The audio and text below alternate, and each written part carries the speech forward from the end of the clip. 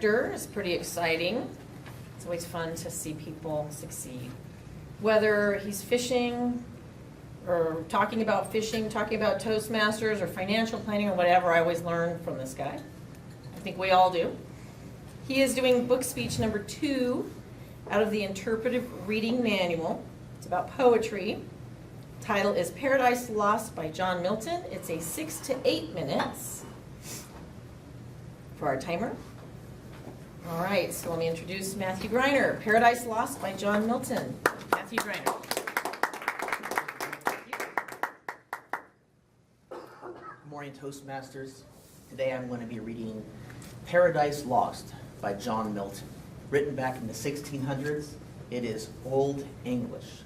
So the words that I'm going to be speaking is going to be foreign and distant from what we're normally used to hearing. I might sound like a jive talking turkey. Paradise Lost, Book 7. Descend from heaven, Urani, by that name, if rightly thou art called, whose voice divine, following above the Olympian hill I soar, above the flight of Pegasean wing. The meaning, not the name, I call.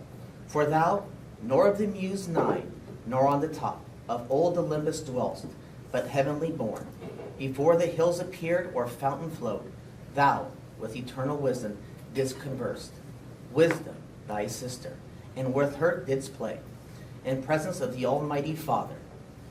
Pleased with thy celestial song, upled by thee into the heaven of heavens, I presumed, an earthly guest, and drawn in imperial air, thy tempering, with like safety guided down, return me to my native element, lest from this flying stead unreined, from the lower climb, dismounted on the alien field I fall, erroneous there to wander and forlorn, half yet remains unsung, but narrowed bound, within thy visible diurnal sphere, standing on earth, not wrapped above the pool.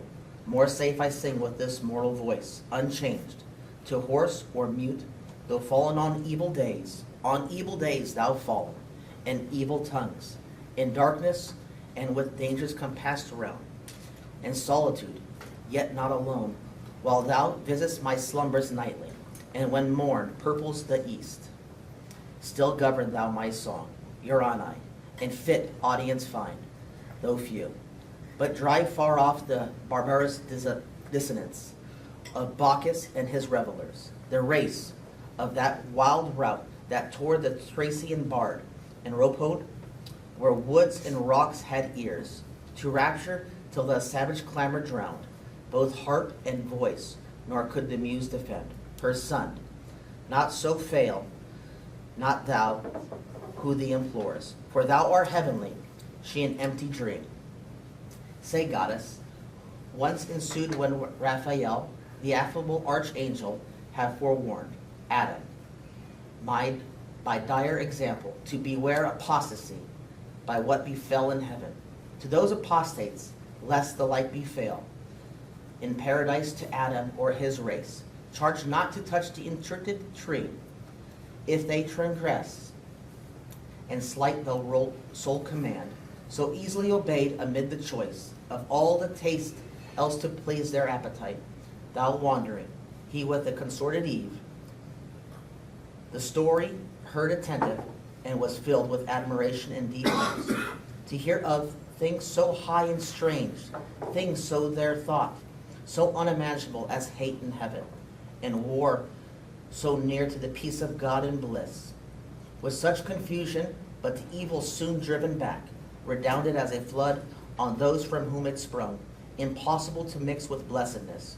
Whence Adam soon repealed, the doubt that was in his heart arose, and now led on, yet sinless, with desire to know what nearer might concern him, how this world of heaven and earth conspicuous first began, when and whereof created, for that cause, what within Eden or without was done, before his memory, as one whose drought, yet scarce allied, still eyes on the current stream, whose liquid murmur heard new thirst excites, proceeded thus to ask his heavenly guest, great things, and full of wonder in our ears, far different from this world, thou hast revealed divine interpreter, by favor sent down from the Empyrean to forewarn us timely of what might else have been our loss, unknown which human knowledge could not reach, for which to the infinitely good we owe immortal thanks and his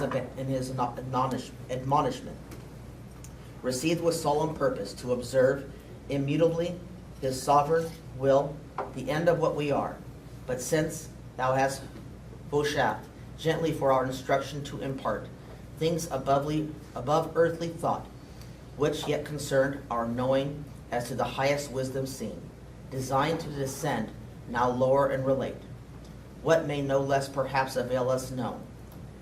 How first began this heaven, which we would behold distant so high, with moving fires adorned, innumerable, and with which yields or fills all space, the ambient air, wide interfused, embracing around this floored earth, what cause moved the Creator in his holy rest, through all eternity, so late to build in chaos, and the work begun, how soon absolved, if unforbid thou mayst unfold, what we not to explore the secrets ask of his eternal empire, but the more to magnify his work, the more we know, and the great light of the day yet warns to run.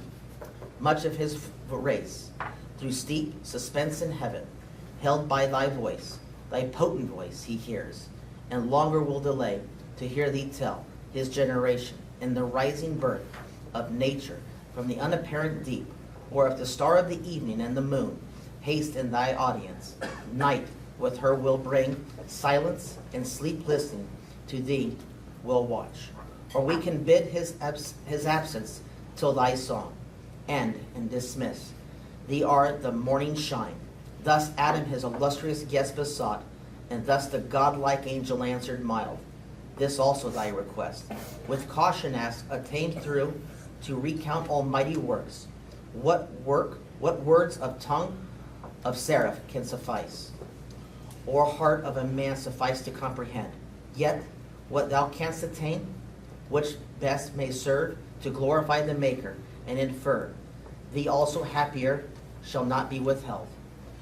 Thy hearing such commission from above, I have received to answer thy desire of knowledge within bounds, beyond abstain, to ask, nor let thine own inventions hope, things not revealed, which the invisible King, only omniscient, has suppressed in night, to none communicable in earth or heaven.